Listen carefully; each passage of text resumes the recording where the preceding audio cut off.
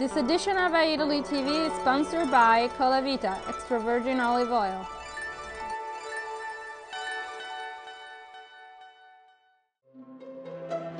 And Cheerio chopped tomatoes.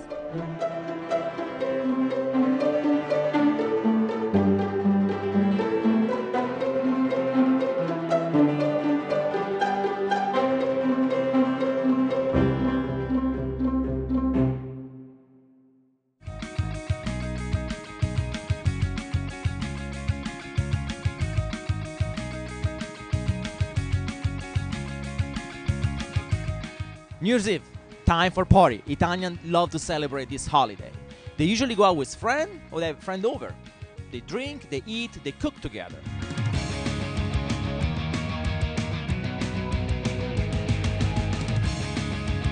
What's your plan for New Year's Eve? My plan for New Year's Eve is what it always is. It's anticlimactic. I sit at home, I cook for the family and friends and who's ever around and whoever just wants a nice, quiet night together. No presents, no big, no big constraints. Just family, home, and quiet night. I will be spending New Year's Eve in France.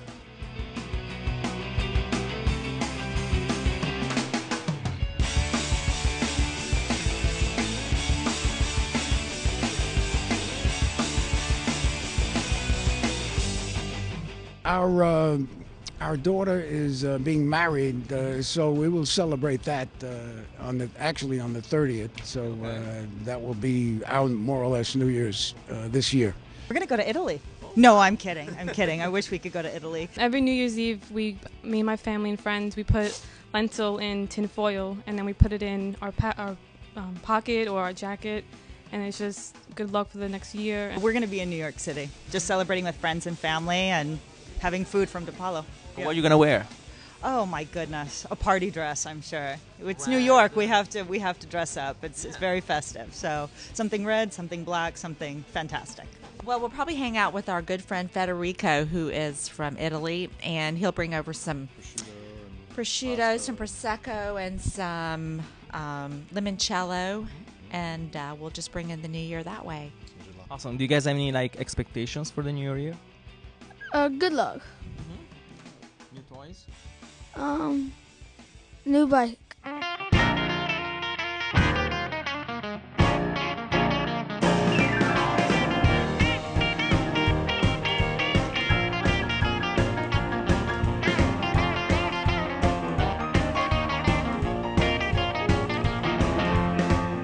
New Year's Eve is a very important holiday for Italians, and women usually go shopping and buy something new, something unique, something you wear only that night, that special night. You can go for black, which is very classy, with some sparkle, for a nightgown or for cocktail. Or you can go for more white and black, or if you want to spice it up, red. Especially if you're going out with a date, because you never know what's going to happen next.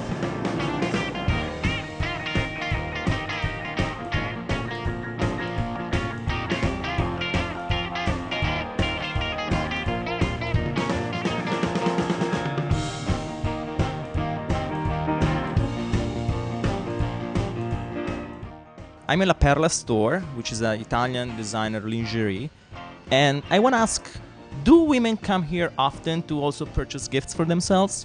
Of course, we have women coming in purchasing for themselves, buying gifts for other women, for bachelorette or bridal gifts also, but I would say the women are a large part of our business. And I see that there are many different colors. Which one is the color that goes mostly? Black and red. We do very well with colors, but black is always classic. And Italians for New Year's Eve always wear something red. So I think, what do you think? I'm going to wear this one? I like that on you. It brings out the color of your eyes. I'm going to think about it. Thank you. You're welcome.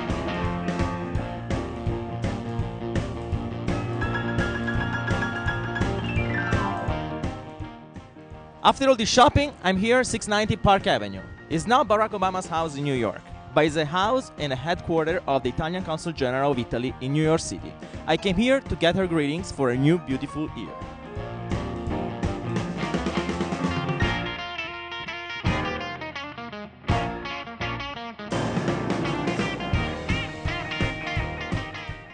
a wonderful 2013 with a lot of beautiful initiative in all the fields of culture, of fashion and cuisine, since we will certainly start the year with beautiful banquet done by beautiful and very good cook. Yes. Sounds very yummy. And from the consulate, buon anno. Buon anno a tutti. Hello, I'm back from Italy. I'm at Casa Italiana Zerilli Merimo at NYU, Center of the Italian Culture in New York. And for New Year's, you toast a lot. So we met for you Alessandra Rotondi, who's a wine expert, and she has her own way to talk to us about wine. Jack si gira, Happy New Year! This is Alessandra, ciao! Sono Alessandra and we are celebrating New Year's Eve, yes! You know that according to the Italian tradition we have to wear something red, and I'm wearing something red, my shoes, but also being a sommelier, I always wear something red, yes, a glass of red wine. But since we are in New Year's Eve, we have to toast with a sparkling wine, yes, like this one. Cheers! Salute! And by the way, do you know the origins of cheers? And do you know the origins of toasting? Why toasting? What does it mean toasting with drinking? Well, we have to go back to ancient Romans. Yes, because in those times, the wine wasn't as good as it is today, and ancient Romans used to add a piece of toasted bread into their cups in order to soften, to tone down the sharpness of wine, and then everybody had to share from the same cup that wine with that piece of toasted bread, and the host of the party would have been the last one to drink the whole wine and to eat that piece of bread saturated with wine. And what about cheers? Well, cheers come from clinking the glasses because you know, according to legend, the evil spirit hate bell ringing, and clinking the glasses was like hearing a bell ringing. What about prosit? Prosit comes from Latin prodesse, that means may it be beneficial. And chin chin comes from China, where Italian people were working there, traveling back to Italy. They brought their way to refer to please, please, because chin chin means please, please, or the Italian prego, prego, and you know that when Italian people say prego, they mean so many things like go ahead, feel yourself comfortable, but also drink and eat. And brindare, brindare comes from German, and the brindisi means I'll bring it to you. So whatever will be our toast, may this 2013 be sparkling. Chin chin, cheers, prosit. Pleasure activist and man full of resources, Fred Plotkin, is going to talk to us about New Year's Eve. And Riccardo Viale, who's the director of Italian Culture Institute in New York, is suggesting us what to read. Today's word is Capodanno, which means the start of the year, or New Year's, as we would say in English. And Capodanno is observed obviously throughout the world in many different ways in different places. If you are in the Italian community of Melbourne in Australia, you're going to the beach. If you are in the Italian community of Philadelphia, you probably will be eating lasagna. But if you are in Italy, there are a couple of things that happen. When I was a student many years ago in Bologna, I discovered a tradition there that makes sense now, but it seemed strange at the time. Namely, at the stroke of midnight, people would throw something out of their windows. And this indicated that they're getting rid of something from the old year. Now, I'm not talking about a grapefruit.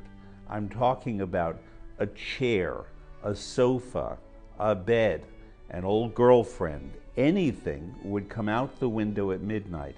And I didn't know this, and I was walking down the street via Ranieri, where I lived, and all of a sudden things came cascading out of the window and I had to take cover. I had no idea why this was happening. The tradition has diminished a bit because, frankly, people need their things, but the gesture is still there a bit. Now, the other thing that people always do at Capodanno in Italy is eat lentils.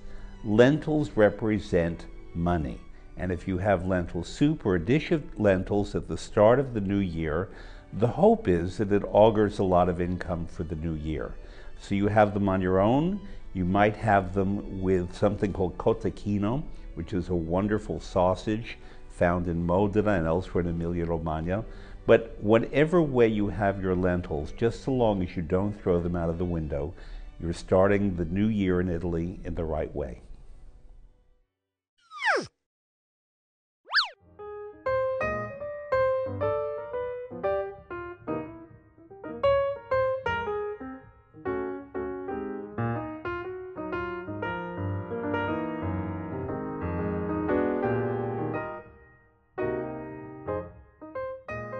My suggestion of a book is probably not well-known book called Lessico Familiare by Natalia Ginsburg. It's a book that was published by Einaudi Publisher House in the Coralli series. It's a biographical story of a Jewish family in Turin during fascism. And it's very interesting because there are many connections with the style of life also of the Jewish community in New York. It is important for Americans because it's a book of sentiments, and then it's universal.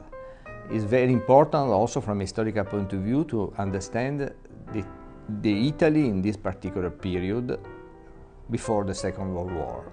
It's a story also of a famous scientist, Giuseppe Levi, the father of Natalia Ginsburg, that was the teacher of 3 Nobel Prize for Medicine, Dulbecco, Luria, and Levi-Montalcini. You understand the anti-fascist movement that was born mainly in Piedmont, in Turin, in particular a movement called Giustizia and Libertà. And then it's something that connect family story, politics, culture, science, and it is a fabulous book to read.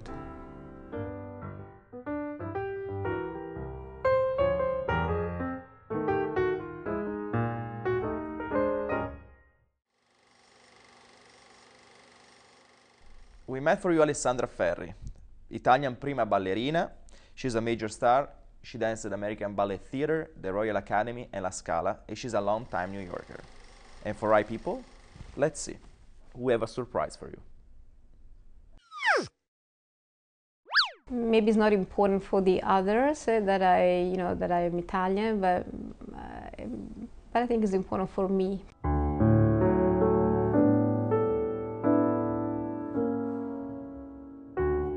I came to New York in 1982 for the first time on tour with the Royal Ballet. We performed at the Met, and I was very quickly loved and welcomed by the American audiences. I then left, in fact, the Royal Ballet to come and join American Ballet Theatre in '85.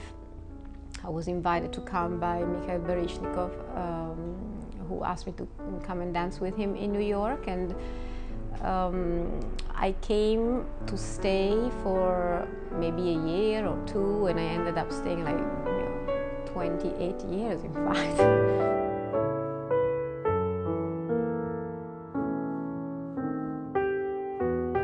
To be honest, I always have been more scared and worried about dancing at La Scala than dancing at the Met.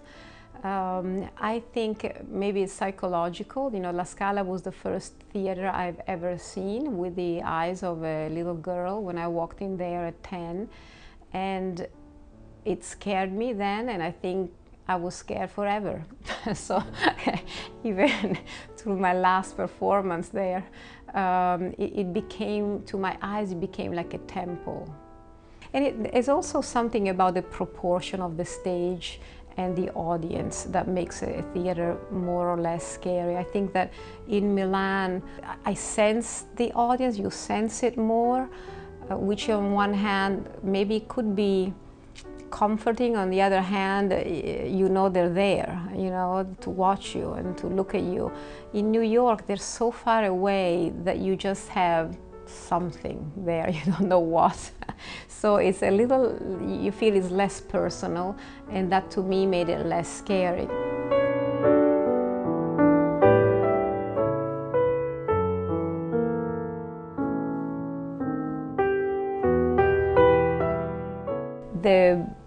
The baggage that I have, being Italian, and what I carry inside of me that belongs, you know, to hundreds of years ago, and the whole cultural baggage which is in me, that I like it or not, I do actually, but you know that it's extremely important. I think that that speaks, and that comes to the surface in what I do. The film A Prelude with Sting was really something that we did for the artistic pleasure to do something together. At the time I was actually pregnant, and Fabrizio was with Sting, and he passed the phone to me and said, "Listen to this music." So I listened and I went, "Oh, it's so beautiful, I would like to dance." And so we all went, "Why not?" So as soon as I had the baby and went back to dance, we decided to just do it, you know, for us, really, for the pleasure of art, of doing art together. You know, when I stopped dancing, I thought that was the end of my artistic life. You know, it was time to stop for many different reasons. And 6 years have gone by, and a lot happened to myself, and I felt that I'm an artist and I need to express myself, and I don't know how. I started the project came to me, and they were such wonderful and interesting project that came my way that I think is right for me not to go back. I don't think that's the right terminology, but it's to go forward. So I will not go back to what I did. I will not, but I want to move forward as an artist and as a woman to project that reflect who I am now and who I am as a woman now and where I am as a woman now. So I will be on stage again, and I will tell you when the time will come.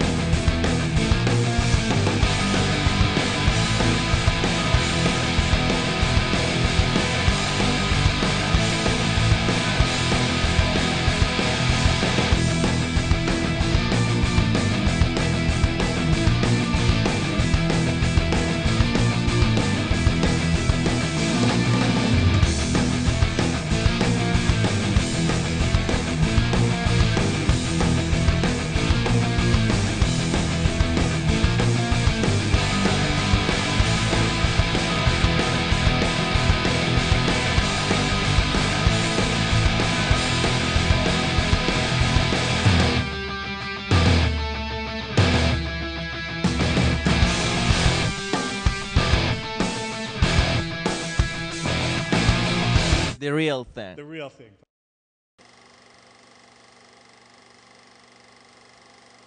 Let's see the events that we covered for you in the past and give you some recommendations to make your New Year's Eve time a little bit more Italian. A book of this type that is one on cinema, Italian cinema, that deals with all sorts of topics, and also the relationship between Italy and America, has to be presented at a place like the John D. Calandra Italian American Institute. It is important for the Italian language, for the Italian culture, because there was a challenge to bring together so many scholars, intellectual, filmmakers together and to contribute to this book. It's a complete picture if we want to think in terms of both sides of the ocean, and we see points of view from both sides of the ocean, and that's why it's important.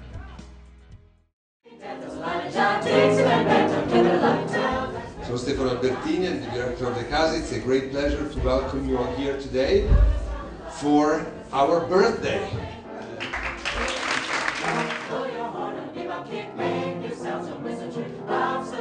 Ci sentiamo veramente in famiglia quando veniamo qua, anche se c'è sempre molto pubblico e molto interesse, ed è la casa della cultura italiana. Questo è il nostro scopo, perché in fondo questa casa è stata fatta con lo scopo di creare una vetrina di quello che culturalmente oggi l'Italia può ancora offrire.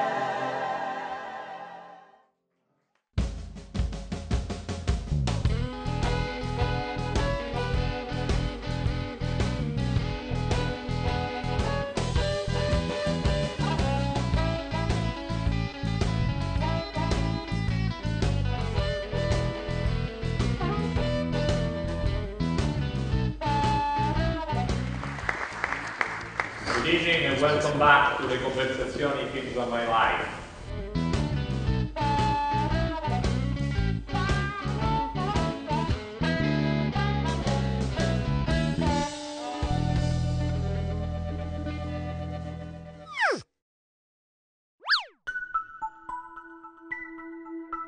Christmas tree and Neapolitan Baroque crutch at Met.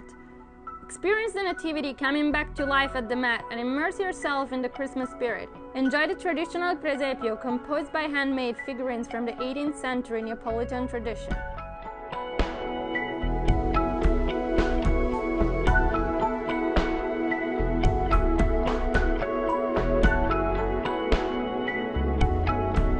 Exhibition Pierpaolo Pasolini, 40 works of drawings and paintings by Pasolini.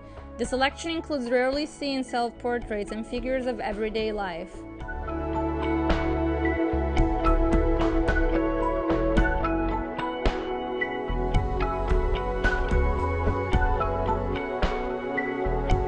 Exhibition Bernini, Sculpting in Clay. Before Piazza Navona and Ponte Sant'Angelo in Rome, there were sketches and drawings, which are now here. 30 drawings and 39 terracotta sketch models bring alive the creative mind of Gian Lorenzo Bernini, the most important sculptor of the 17th century.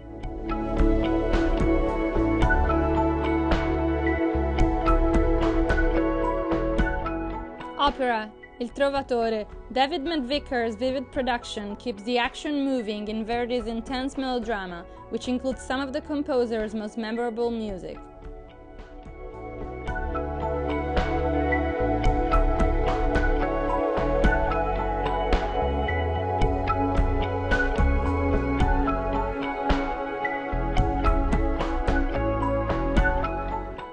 Concert Claudio Monteverdi's Vespers of 1610.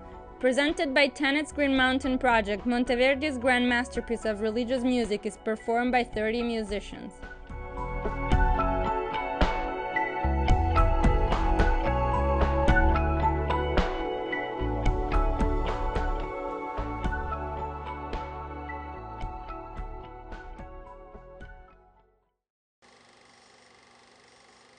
Did you get everything you need for the holiday to celebrate your New Year's Eve? Your lentils, the lingerie, red, because it's good luck, and I got mine, and a good crowd of people to hang out with. I'll see you next week. Buon anno. Ciao. This edition of Italy TV is sponsored by Rachel Ray's signature specialty food line. From her all-natural, extra virgin olive oil and balsamic vinegar to her stock in a box, all designed for preparing quick and convenient meals at home in less time with delicious results. And Baci Perugina chocolates. Say I love you the Italian way.